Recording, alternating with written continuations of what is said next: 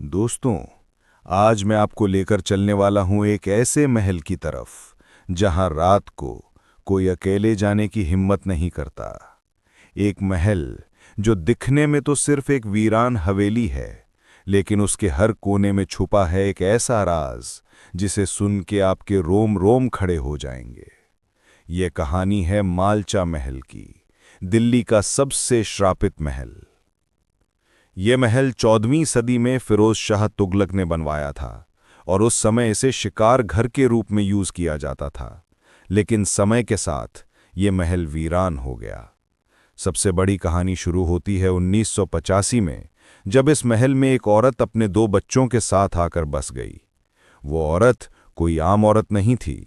उसका नाम था बेगम विलायत महल, जो अवध के नवाबों की विरासत होने का दावा करती थीं।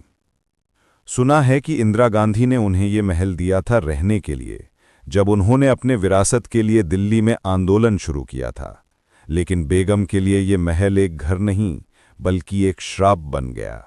बेगम और उनके 2 बच्चे प्रिंस रियाज और प्रिंसेस सकीना महल के अंधेरों में रहते थे। न बिजली, न पानी, न कोई सहारा, सिर्फ कुछ शिकारी कुत्ते उनके साथ थे। लोग कहते हैं कि उन्होंने महल को अपना किला बना लिया था और जो भी महल के करीब आता, उनके कुत्ते उस पर चढ़ जाते। सबसे डरावनी बात यह है कि बेगम अपनी मौत तक इस महल में रहती रहीं, और जब 1993 में उन्होंने जहर खाकर अपनी जान दे दी, तो उनके बच्चों ने उनकी लाश को 3 दिन तक एक चांदी के ताज वाले टेबल पर रखा, बिना दफनाए। तब से लोग कहते हैं कि बेगम की आत्मा आज भी इस महल में भटक रही है। लोकल लोगों का कहना है कि अगर आप रात के समय मालचा महल के पास गुजरे हैं, तो आपको कुछ अजीब सा महसूस होता है। कभी कुत्तों के भौंकने की आवाज़, कभी एक औरत की चीख, और कभी सिर्फ खामोशी, लेकिन ऐसी खामोशी जो दिल को चीर कर अंदर तक उतर जाए।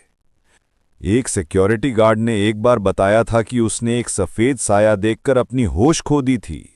दूसरे लोगों ने महल के अंदर से जलती हुई मशालों की रोशनी देखी है, जैसे कोई अभी भी महल में जिंदा है, लेकिन असल में वहां कोई नहीं होता। कल्पना कीजिए, आप एक रात अकेला मालचा महल के पास गुजरते हैं। अंधेरा इतना गहरा है कि अपना हाथ भी नजर नहीं आता। अचानक हवा तेज चलती है, पेड़ों के पत्ते हिलते हैं और आपके कान में एक हल्की सी फुसफुसाहटी आवाज आती है, ये मेरा महल है, तुम्हें यहां नहीं आना चाहिए था। आप मुड़ के देखते हैं, कोई नहीं, लेकिन आपको महसूस होता है कि कोई आपके बिल्कुल पीछे खड़ा है। मालचा महल की कहानी आज भी एक राज है। क्या यह सिर्फ एक ऐतिहासिक महल है जो वीरान हो गया, या फिर यह वाकई एक श्रापित जगह है जहां अभी भी बेगम और उनके कुत्ते की आत्मा भटक रही है?